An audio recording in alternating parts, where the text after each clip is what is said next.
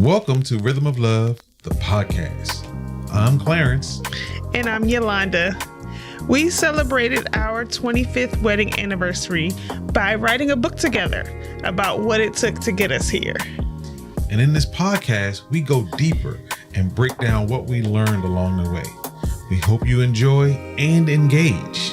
Comment, share, and subscribe. We'd love to hear what you have to say about what it takes to make relationships last.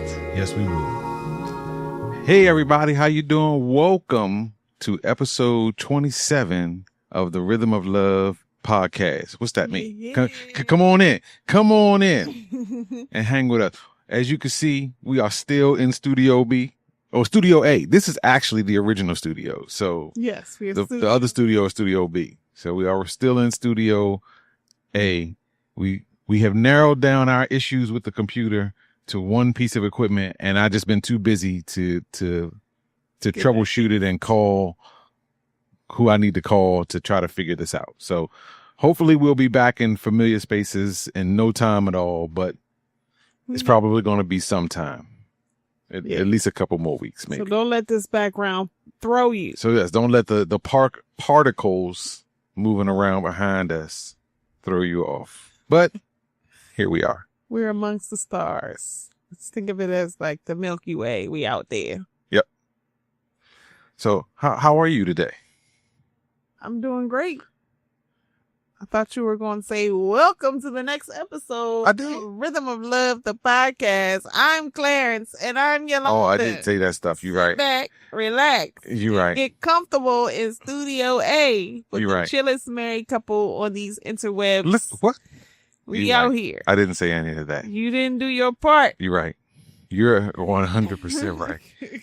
You're 100% right. Oh, It's just but I'm good. no excuse. No excuse.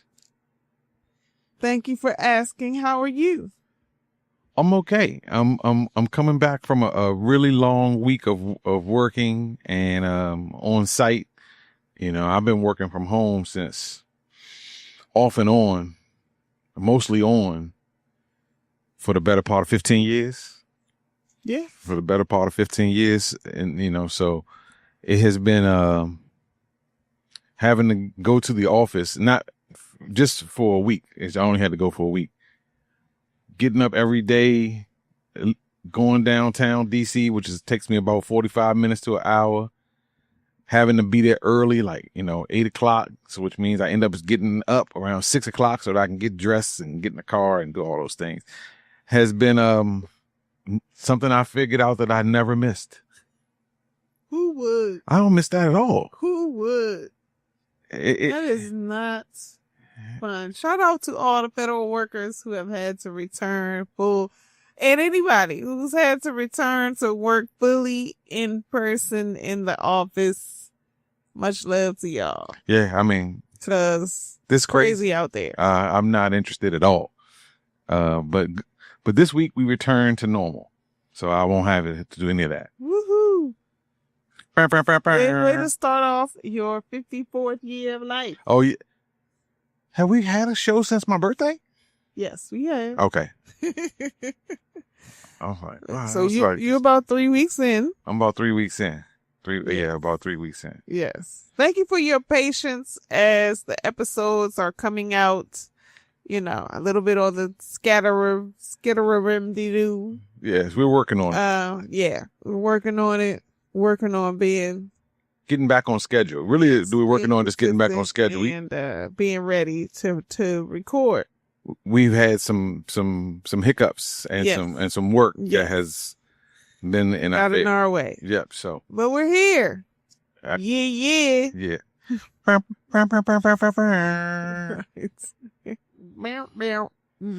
So, So you were going to talk about So I'm gonna do my 3Bs. I'm gonna do my 3Bs now. 3Bs? Let's go. So my 3Bs this week is gonna be my 3 favorite movie villains. All right. Because I've been watching movies for a very long time. Your whole life. Right. I mean, yeah. I remember the very first moment that my dad would come home from late work. I probably was less than 2 or 3 years old. Okay. And the way our house was situated, he worked a lot at night, so he would get home in the middle of the night. But I would sometimes hear him come home, and I would crawl down the hallway steps. No, I'm sorry, down the hallway towards the living room where he'd be watching TV. You would crawl? You really were small. Yeah, I was very. I don't mean I could walk. Oh, okay. But I would crawl because I was sneaking. He was because I wanted to be where he was, but I didn't. I knew he would tell me to get in the bed, that type of thing, right? So I would crawl down there and lay right beside the edge of the couch, and eventually he would look over and he would see me like, "Come on, sit up on the couch with me." Oh. But I probably was. I was like I said, I was less than 3 or 4 years old, and that was the first time I sat down and watched a movie with my dad. So I don't remember the movie, more remember the scene. Yeah, the sweet memory, the quality time. So all right, so here we go. Villain number 3. Villain number 3. We're starting from the bottom. Right, we're gonna work our way up. Villain number 3 is Darth Vader. All right. Yes. Solid classic movie villain. Yes, especially for a child of the 70s and 80s. Right. And he has a great arc, you don't realize when you first start watching it that you're coming in the middle of his story. Mm-hmm. And you see with the older movies, you can see the things that happened to him before, and then in the later movies you can see what happens to his grandchildren later on. But there was nobody who commanded a room better, right, than the voice of James Earl Jones coming out of that mask. Well, it probably wasn't coming out of the mask, but overlaid over. Sure, whatever it was. And I've actually heard the actor who played him speak, and he got a little squeaky voice. Man, it would have been terrible. It would have been terrible. I am your father. It would have been horrible to have that man play his voice. Be the voice. Yeah. Because you legitimately you can't absolutely think of another villain who is played by 2 people, because the stature of the physical actor. Right. And the movements of the physical actor combined with James Earl Jones's voice is really what makes him iconic. Yes, the whole package together, and the breathing through the mask. Oh man, he was tough. He was tough. All right, that was number 3. Coming up at number 2. Coming up at number 2 is Agent Smith. Mr. Anderson. Agent Smith is number 2. Mr. Anderson. Agent Smith was a tremendous villain. He was tremendous. He was tremendous. He was a tremendous villain. Somebody to overcome. Right. Yes. I mean, Keanu had to be all the way on his game. It wasn't until movie 3 where Keanu even had a chance. Agent Smith was the quintessential G-man who just keep coming and coming and coming. Yes, and he got all the tools. He knows so much more than you know. He's been here 1,000 times before, or whatever, however many times it was. Yeah. Oh, great choice. C sharp. Agent Smith was legitimate. I'm with that. All right. He good? Yes. All right. And the number one greatest movie villain of all time to me. Okay. To me, Jenny from Forrest Gump. Like me. Jenny from Forrest Gump. She is a villain. She was no good for Forrest. She was a villain. She was only out for herself ever. At every turn, she was out for herself. She started out as that sweet little girl, but even then, it's not her fault though. She had been through some things. She was not raised to be safe. to be a safe. She the real villain. She was that is the real villain out here. Jenny. I'm just so glad that Forrest didn't get HIV from Forrest Gump. I'm so glad. Yeah, you're right. That she didn't give him HIV. Oh yeah. So now I had a couple of honorable mentions. Okay. Because I only have one. Just one honorable mention, and because I still think that he put on the greatest villain performance of all time, which is of course Heath Ledger as the Joker. I thought my jokes were bad. Heath Ledger as the Joker. So Jenny was actually my joke number one. My real number one is Heath Ledger. Is Heath Ledger's the Joker? Yeah, Heath Ledger's the Joker. That joint was fire. I've never been so twisted and turned in a movie in my entire life. He played that role so freaking well. So, oh my God. Shout out to Jenny. We're going to move Jenny down to honorable mention, and we're going to move because she was absolutely a villain. So she was a villain. Let me tell you somebody else who was a villain. Janet Jackson in what's the movie? She definitely the villain. She definitely the villain in that whole movie. Why are you coming for these women who are struggling with trauma and loss in their lives? I can't speak. They can't help it. But they got work to do. So those are my two honorable mentions for movie villains. But okay, but legitimately, Heath Ledger is number one. He's the best villain I've ever seen. He played that role so well. It makes me want to go watch it now. Very good. And you got to watch I was on the edge of my seat. That was the middle one. That was the middle one. Yeah. Batman. It was Batman Beyond. No. It was Batman Begins. Batman Begins. The Dark Knight. The Dark Knight. That's what it is. The Dark Knight. The Dark Knight. All-time favorite movie over here in the Lewis household. That's a solid 10 out of 10 movie. 10 out of 10. If you haven't seen it, go rectify that right away. I recommend it immediately. But at this point, it's like 20 years old, so you should be ashamed of yourself. Well, it depends on, we have viewers of all ages. Okay. The Dark Knight. All right. So there you go. So what are we talking about tonight, babe? We are talking about, we talk about the rhythm of love. We use that all the time. Our book has songs. Our book has a playlist. I'm going to say our book has song titles for chapter names. Sure. Our book has a playlist. We love music.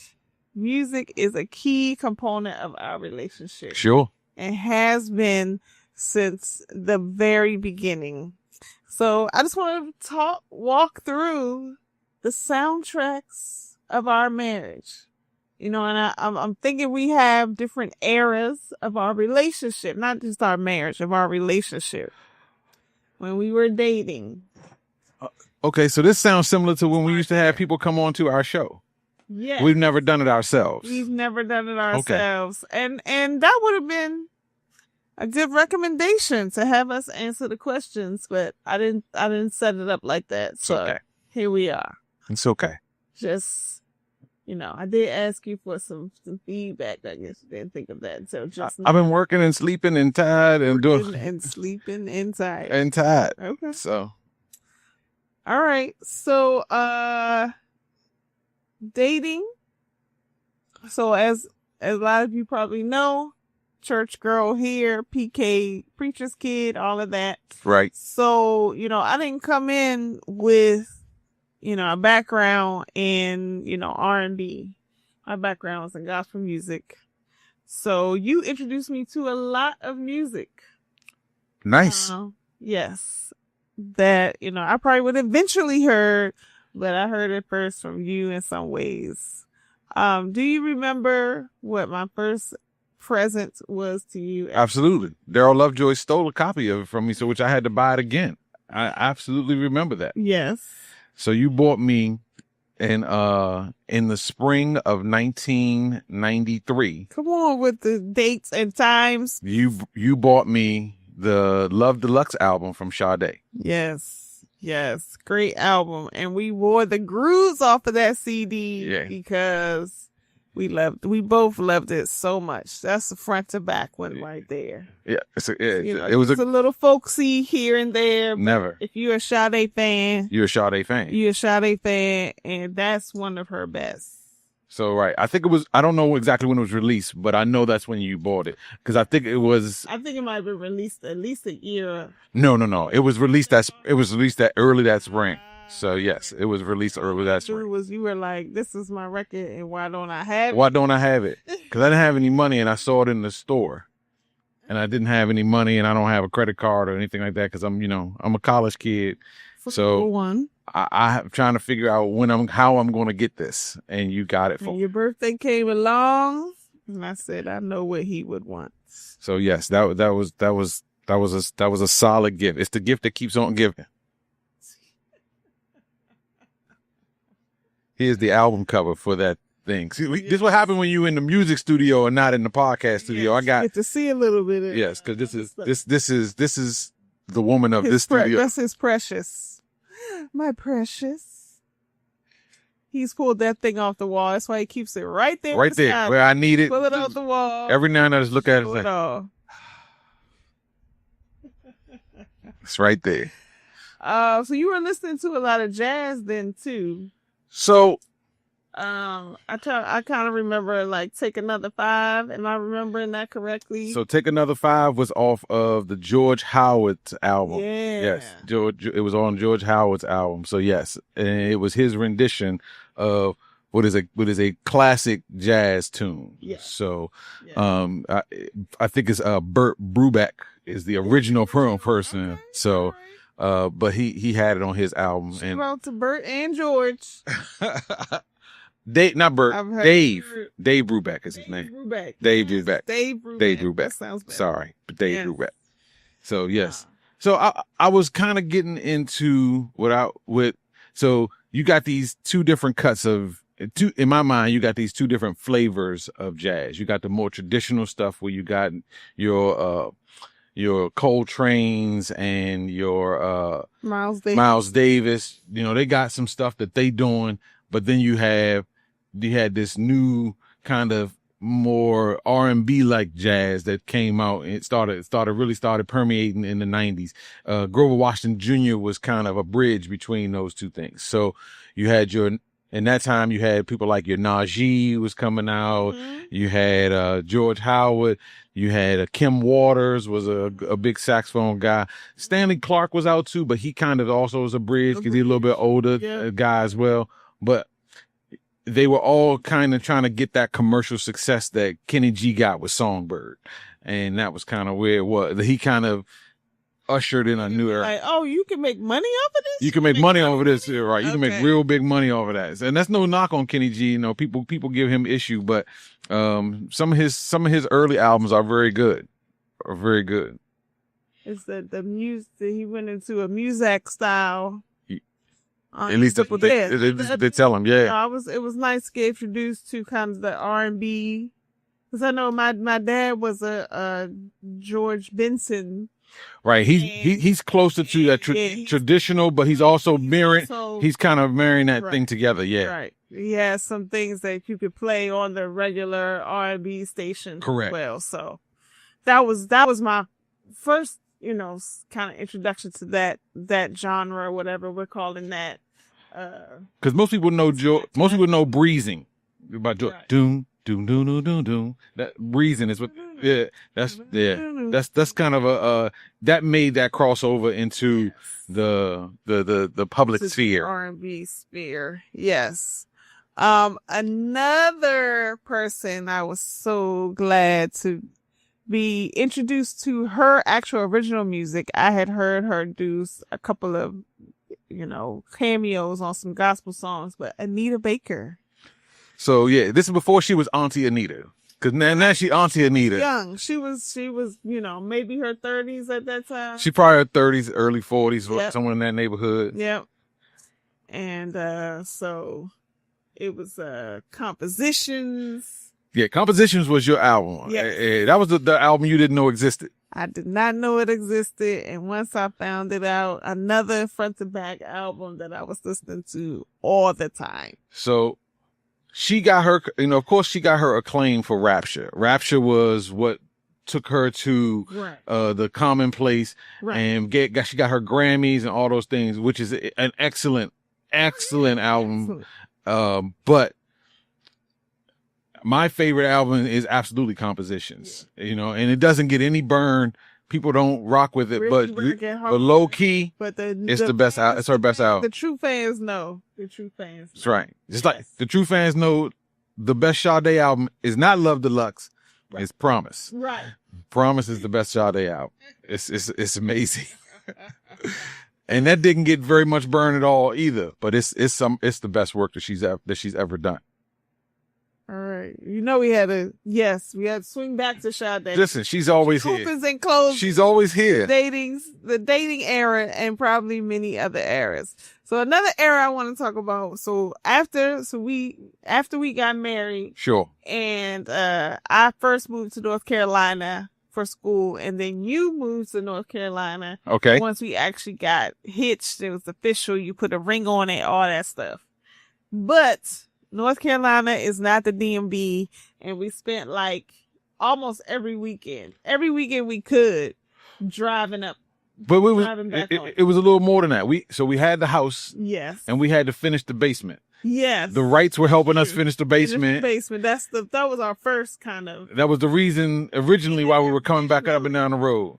Okay, so all right, we good now. So we on the road 300 miles. Listen to a lot of music. 300 miles both ways. I mean, each way. Yes, the album that stands out to me is, I think we had a compilation of the best of Barry White. The best of Barry White. Yep, I do remember that. The best of Barry White. That's the joint right there. But you introduced, that was a time where I was, okay, so first of all, in the North Carolina, the North Carolina, we were in the Durham, Chapel Hill, Raleigh area, and there was a station that used to play like your 70s, 80s, and 90s kind of hits. And no shade on any of our stations up here, WHUR, blah, blah, blah, but that station was hitting. It was playing stuff that I had never heard. Oh, wow. I fell in love with, so I really was getting an introduction to like the 70s and 80s classic R&B.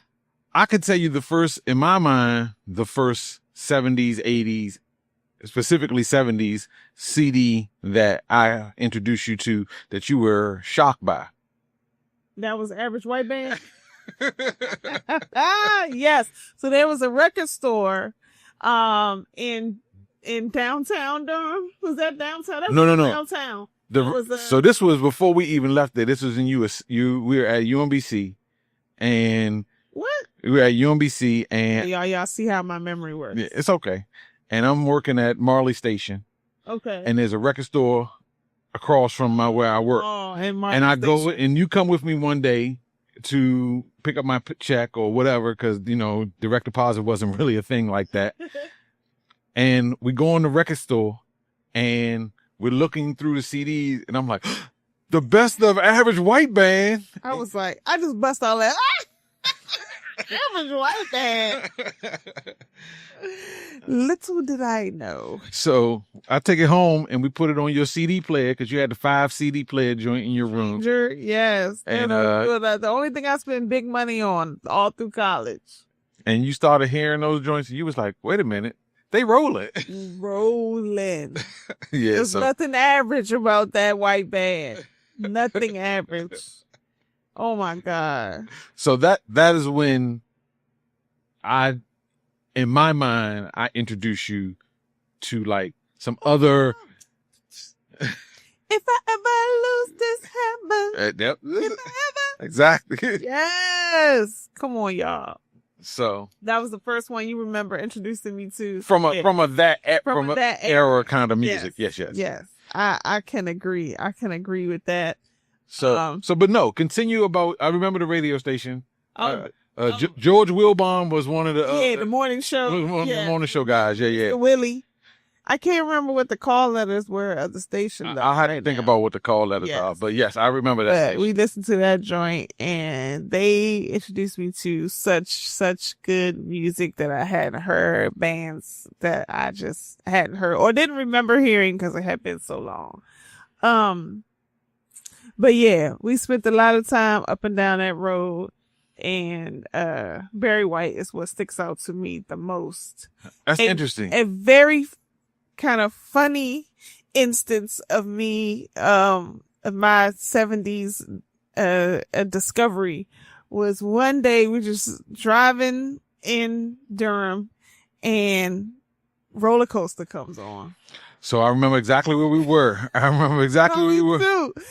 He was pulling up by that big cleaners with the big parking lot. Yeah. We had to pull over so I could get out the car and dance. Because Robert and Amy were coming the other way and saw us, and we pulled into the parking lot together. And you out there like, what is this? Like, how could this song have existed the whole time you knew me and you never introduced it to me? I never introduced you to you. I wasn't a big Ohio Players fan. I was going off on some roller coaster. I do remember that. Say what? Got that? It's like 3 T's on the end of that thing. And another A. Just a soft one. Yes. Roller Coaster. Yes, I do remember that as well. Oh my God, that joint hit in a way that few songs hit. I was like, I could dance to this all day and all night. That and Marvin Gaye's what's the song? When outside the wall. Oh, got to give it up. Got to come together, baby. Now I'm having a ball. Oh yes, that you can't help but move to that song. When that song comes on, if you don't move, you have a heart of steel. Got to give it up. Yes. That's a good one. Yes. So the interesting thing about all of this is, the concept of your black card was not a real big thing. People didn't talk about that. But it was always interesting to me because these were songs that there wasn't a song that we listened to that almost everybody I knew didn't know these songs. Yeah. They may not have liked them. They may not have rocked them all and with no regularity, but they knew them because you hear them at family reunions. You hear them these are family reunions and cookout kind of songs. Or the cookouts I was going to. Yeah, I mean. And we were a little estranged from our family for a while. But there too. I also trying to be saved. I also think it has to do with family size. You guys come from a pretty small, contained family size and closeness. Yes. Because our family is not only small. My mother is an only child. My father is one of 2. Right. So even, just going up, up to one generation ahead, small, but we were all spread out too. Right. I mean, even though, my mother's family, my mother's family was relatively close, but she, that was during a time where, she was trying to break old patterns. Sure. She was trying to, not be around them as much. Sometimes to grow, you have to separate. You have to let go of some lesson. I get it. It's tough and but it was necessary for her. So, yeah. And so I wasn't hearing any of that. And I don't remember, even when I was a kid before my mother, found Jesus and we were, I stayed with my grandmother during the summers. This was all before she passed away as well. My grandmother.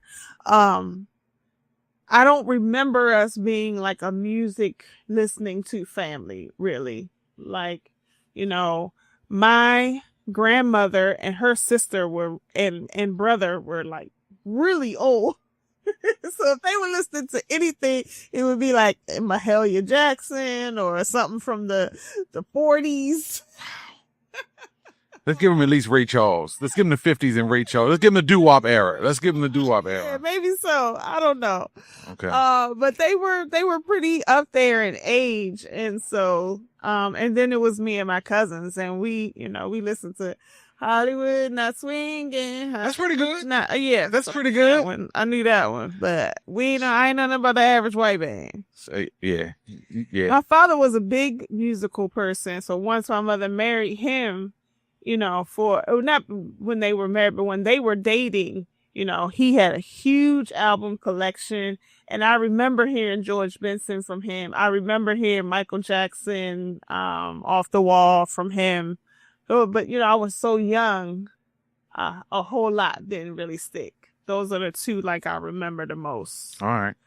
But I was introducing you to some things too. Right. So, in our growing, I didn't have very many church songs. I knew some artists. The only real artist I knew at the time was Al Green. He just called that man a gospel artist, and I cracked up. And I was like, that's your gospel artist. That joke says the Reverend Al Green. I mean, so what do you? He had transitioned by that time, right? But we weren't listening. Right. Me and my church folks weren't listening to him. So too heavy. My first gospel CD that you introduced me to was Kurt Franklin's In the Family. I guess that's Silver and Gold. Yeah, I think Silver and Gold. The first album. And I was like, oh wow, this is pretty good. And the pretty good beyond the spiritual aspects of it, right, was the musicality of it. Yeah. It was. I was like, oh wow, they're good. doing stuff. Composer. It doesn't sound very choiry and very, and that's kind of what I was clapping, stomping, because my mom listened to WHUR on Sunday mornings, and you would hear a lot of James Cleveland, Shirley Caesar. I wasn't Mass Choir. I wasn't interested in that. I wasn't interested in that at all. So Kurt Franklin was my introduction to that you could be musical with your stuff. Now I've since learned that there were other people even before him. Yes. That you learned about the Hawkins brothers. Yes. Yeah. So and that one is after. So it was Kurt Franklin for our whole our whole dating time. I didn't get a second person. And the next person I got was Edwin Hawkins. Edwin Hawkins Music in Our Seminar. Yeah. Mass Choir. Eastern Regional Mass Choir. That's right. So that was the second one I got, and I was like, "What? This is amazing!" If you get that album, I can't remember which album it is off the top of my head. I don't know the name of the album, but I have it on my computer. It wasn't Love Alive. 3 or 4? No. Well, no, that one wasn't Love Alive. No, that wasn't. That was Walter Hawkins with the Love Alive. Right, that's Walter Hawkins with the Love Alive. So once we kind of started going there, and I started exploring those. Then it was BB and CC Winans. Then it was BB and CC Winans. Then it was Fred Hammond. I didn't even know the Winans was a group beyond BB and CC. Those were the two Winans that I know. I thought when people were saying the Winans, what they were talking about with BB and CC, they were just shortening it down instead of saying them as individuals. Individual names. They were just saying the Winans. I was like, yes, BB and CC. No. The original Winans. Right. So you heard Marvin's voice. And I was like, oh, that's really good. So, that is when I started to evolve from a gospel standpoint. And then I heard the Fred Hammond's, because I didn't even know Commissioned exists. Right. No, I didn't know Commissioned. We never really got into commit. It was past Commission. It was past Commission. And Fred Hammond was already started. And he made that album. Oh, why can't I think of the name? Wasn't it the live album that got us hooked?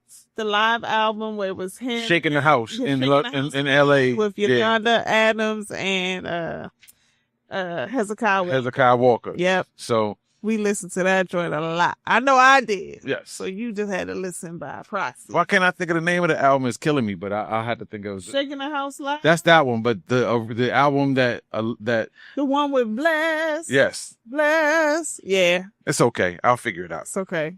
You can put it at the bottom. Oh no, we might not. We ain't doing too much editing, so we rolling with this. Google it. Yes. But the live version of Blessed was even better than the studio or the originally recorded version. Yeah.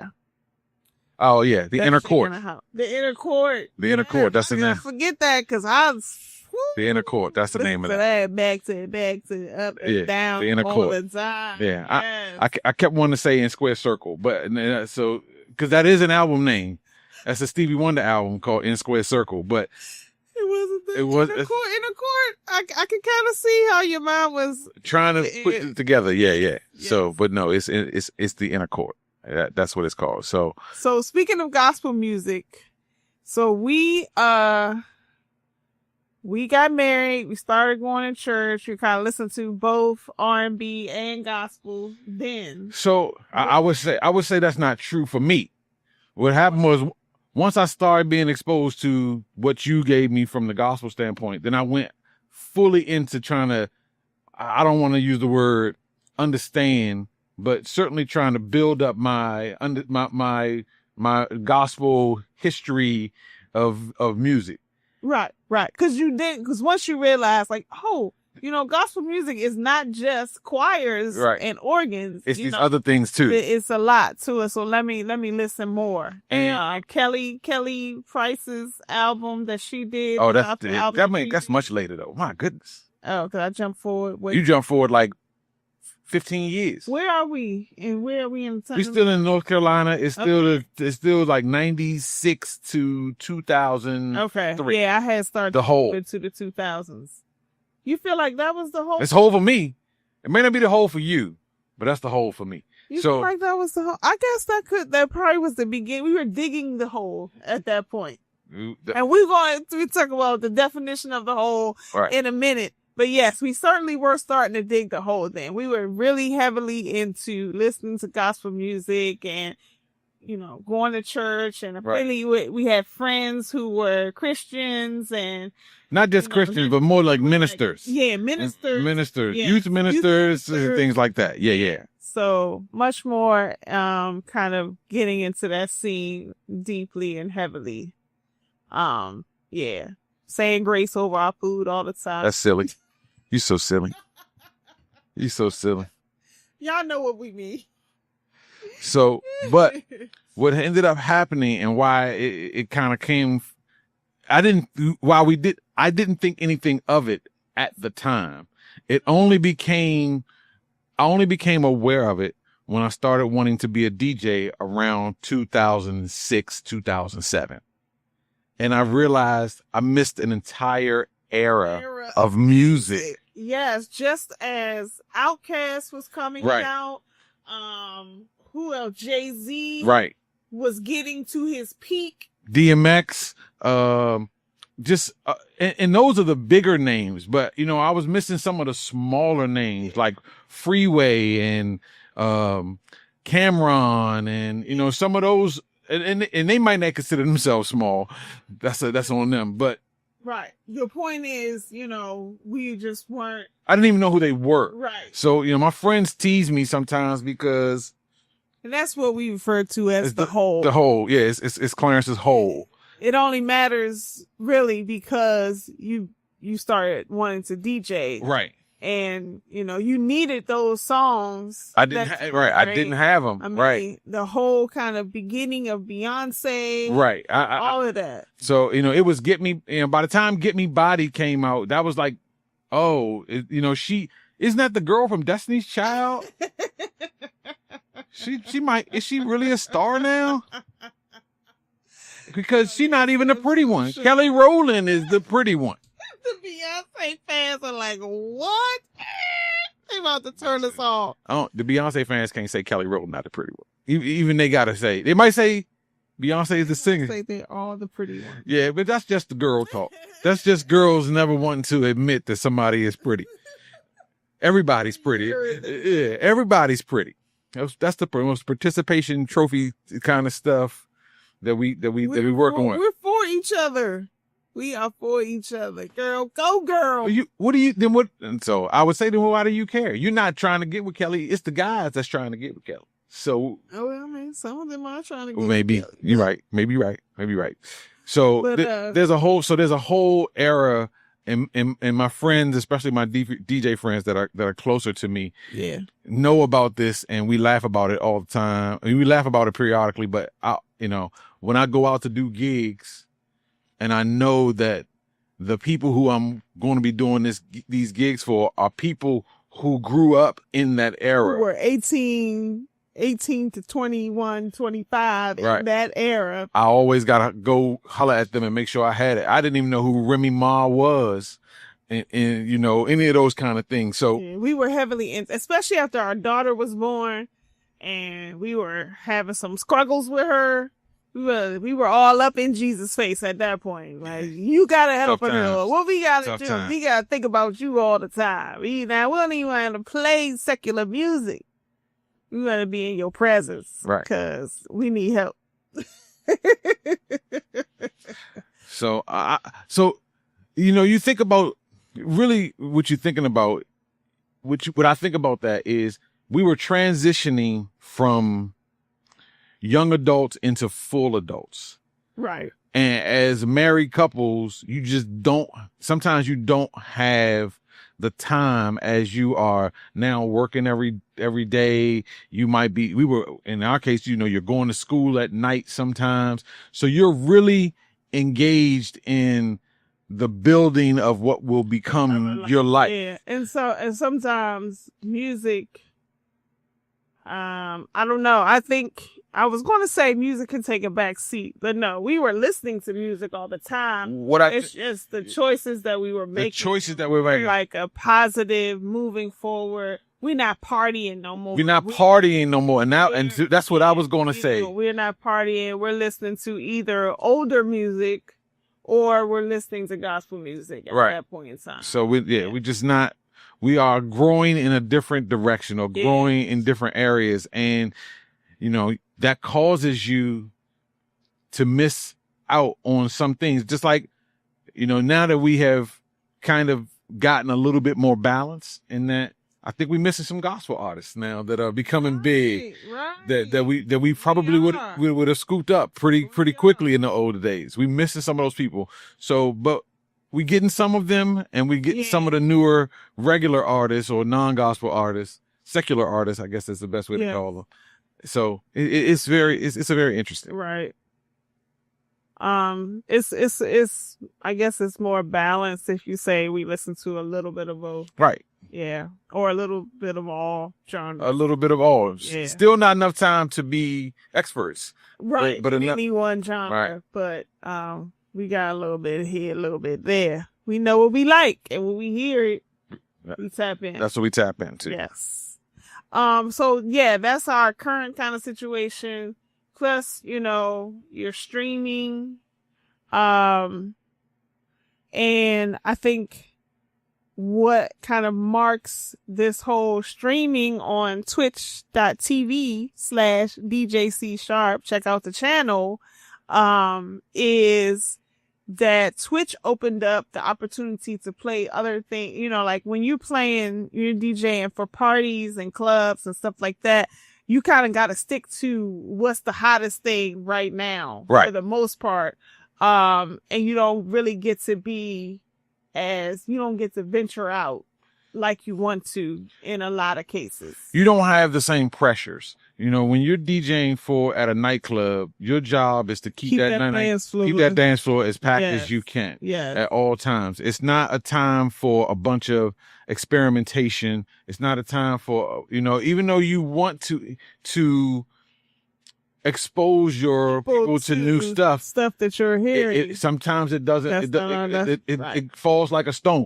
There is a meme that I saw on this little DJ group thread I'm on, which is two pictures, and one picture is the guy playing. He says you play a new song that you think is great, and it has him playing it, and he got this big smile on his face, and the dance floor is empty. And then the next thing says, 3 months later, when they know the song, and you have been tired of it. You're tired of it because you've been trying to play it for the last couple of months, and you've moved on to new songs. And now they want to play it on the dance floor. Yeah. So, but it just is what it is. So when you're being online streaming as opposed to being in real life DJing, it just your audience the requirements of your audience is different. Much different. The audience for the most part want to know you and want to know what you like. Right. And that's how you build your community, is by being your most authentic self. Right. You love Quincy Jones. I love Quincy Jones. Sade. You love my song another song you introduced me to is a song you've been introducing me to in every era. In the streaming area, it was Shaka Khan's I Live You, I Love You. Listen. Oh my God. Talk about blowing me away. I wanted to hear that song like every day for a while there after you first played it for me. Yeah, it's that's a deep cut. And if that's why I miss the 70s, because you could play those kind of things. In my opinion, you could play those kind of things in the 70s in the discos. You could play, because as long as the beat was driving, yes, you could get away with it. Yes. I imagine so. I imagine so. Absolutely no experience, but that's where these songs came from. A lot of them, yeah. But it was a different mindset of what you expect when you go out. Yeah, that Shaka Khan song is a blaze. It absolutely is a blaze. Blew me away. Yes, I appreciate that. So yeah. And now I think, we are trying to find the new gems here in this new R&B. Sure. It's not like, we're 90s R&B. It will forever until in a day be the best R&B just out there. So we didn't know it was going to be the golden age. We didn't know it of R&B at the time. We thought we would always have this level and this quality of music, new music available to us into perpetuity. We just, knew that there are just more creative minds out there, all these things. It's just going to get better. Yes. And it didn't. It hasn't. In my opinion. In our opinion. So, let me tell you why, because I have a very specific reason why I think that this is true. And I've said this to you, and now I'm going to say it to you guys out there. And it is a pendulum. The internet is ruined. Yeah. It's a pendulum effect, because the problem before the internet was the gatekeepers of music going out were too rigid in getting people. They wanted a formula. They didn't want new sound. A new sound would have to prove itself somehow without them. Right. And then they would be like, okay, then let's get on board with it. And then we want everybody to have the same new sound. You're exactly right. Mixing it up and hearing, innovation and all those things being a part of the industry. Exactly. So you had these gatekeepers who were holding back some great stuff from the people because they couldn't see the value in it. Money, right? Right. Like the guy who told Anita Baker that she couldn't sing, or just different things like that people have done. Right. But I was about to say something mean about somebody else. Don't say something mean. Yeah, I'm not. So then you get basically direct to consumer relationships, where I don't have to go through MCA or RCA Records or like Motown, DJs on radio stations. Right. I don't have to do any of that to get my music to the public. I can just put it up on iTunes, put it up on YouTube, put it up on Napster, SoundCloud, Mixcloud, all those types of places. So I have this direct to consumer relationship. And what that does is just allow me to release my stuff. And for the people who do good work, it's great. But for the people who just do work, right, who just do it's just earworms, you just get like the sound gets in your head, but the song doesn't really make any sense. Or singing about just the raunchiest of raunchy. So you don't have anybody that really has to say to you, you need to work on this. XYZ. You need to improve this. Your song is stale. You're doing the same 5 notes over and over again all through your whole song. Right. Throw some violins up in that drum. So where are those producers? So you don't have to. So you don't need that anymore to put music out. You don't get it. So you don't get it. So you don't get the same quality of and music. We found out that the masses are not very smart. Individually, people are super smart and intelligent, and they want to see quality and good stuff. But the masses are trendy. With just right, like they're trendy. Whatever is fad, more even less trendy and more fad. We call it trending. That's the language that they use, but it's more like what we would consider was a fad, like, used jeans. Yes, a fad that is supposed to last for like 5 minutes and then you move on. Everybody got one pair of used jeans, maybe 2 or 3 if you got money like that, but then we all move on. Right. So. Neon skirts and all those things. We had it for a moment and then we move on. But no, we're stuck here. We're stuck here. And I think the pendulum is starting to swing back a bit, but we'll see. We'll see.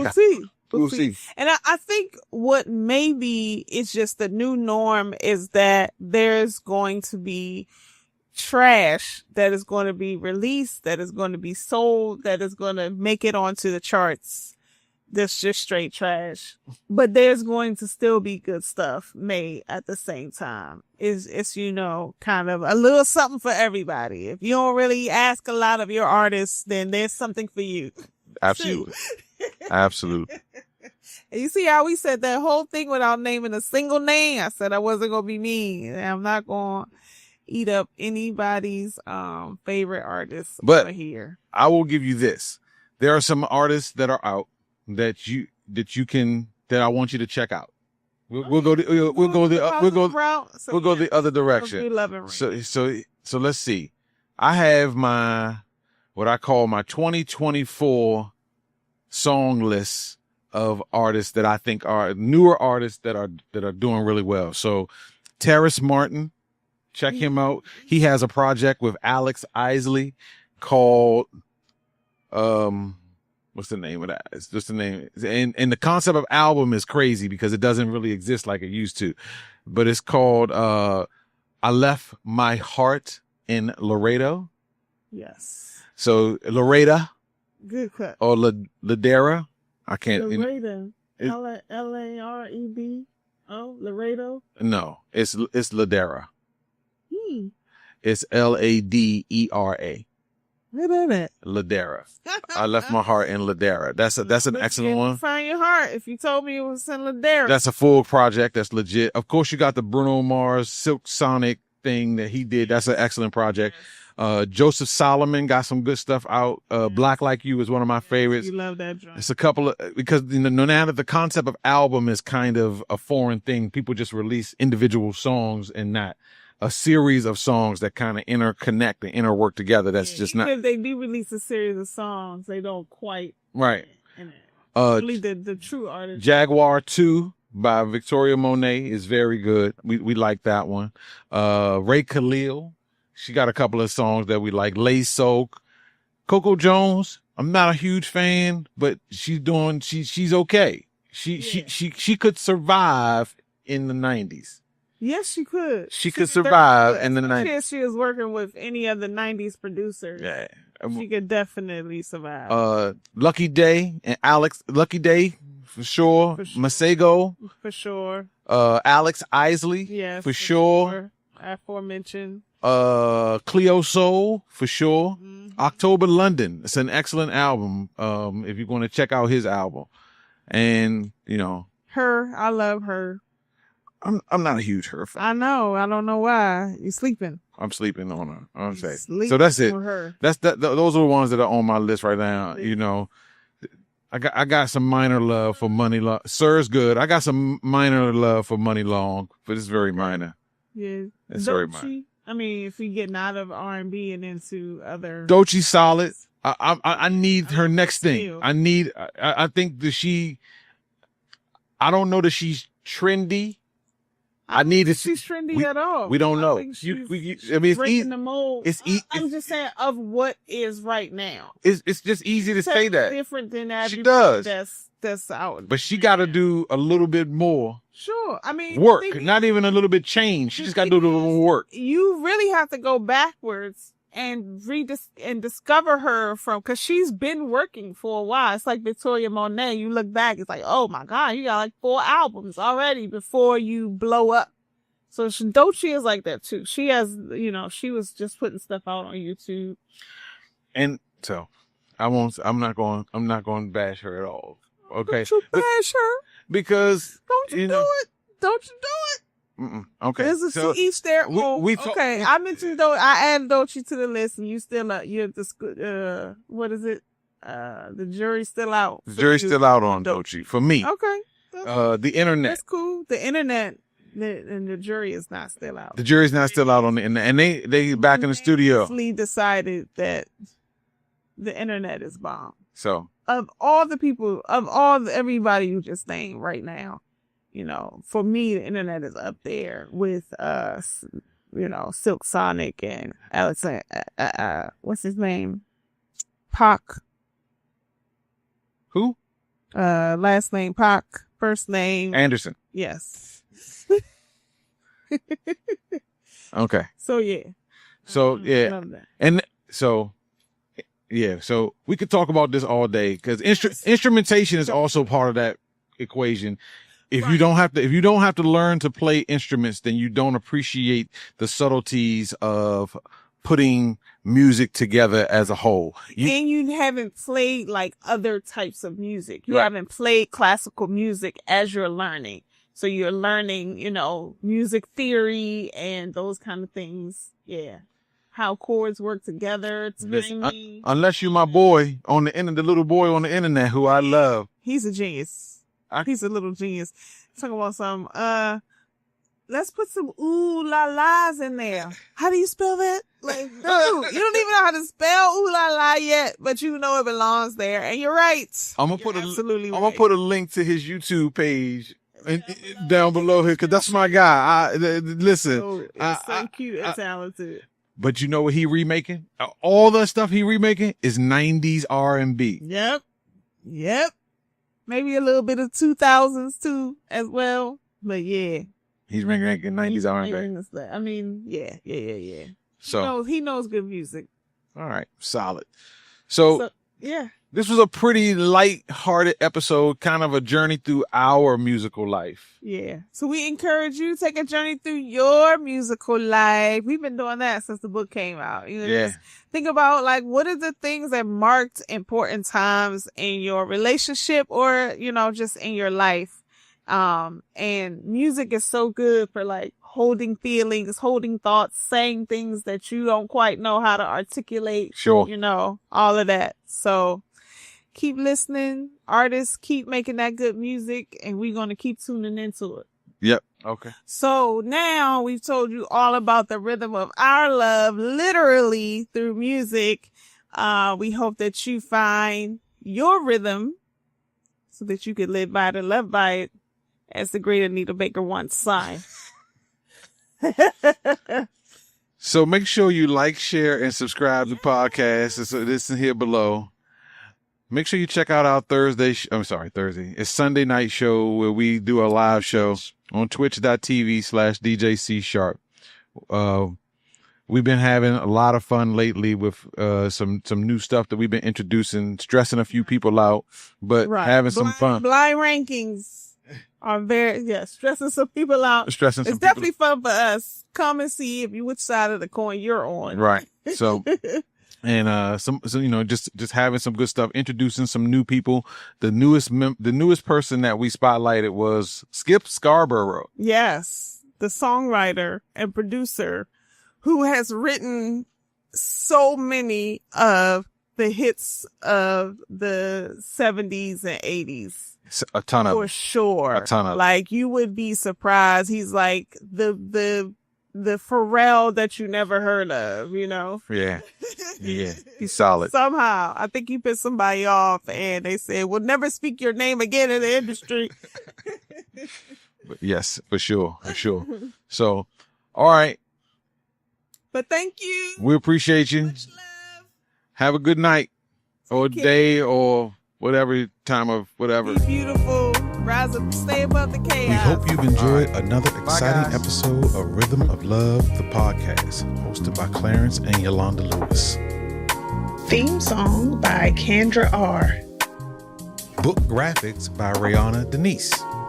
More information is available at cylentertainment.com. Please join us on Sunday nights for our live stream on twitch.tv/DJC Sharp.